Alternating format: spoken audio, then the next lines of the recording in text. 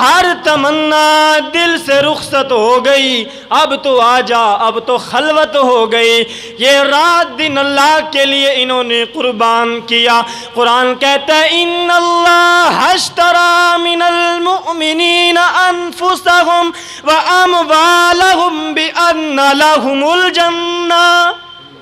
قرآن کہتا ہے رب العالمین نے مومنوں کی جانوں کو، مومنوں کے مالوں کو جنت کے باغات کے بدلے میں خرید لیا ہے۔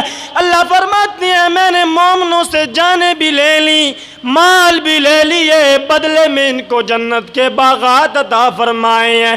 قرآن کہتا ہے وَمِنَ النَّاسِ مَن يَشْرِي نَفْسَهُ ابْتِغَاءَ مَرْضَاتِ اللَّهِ۔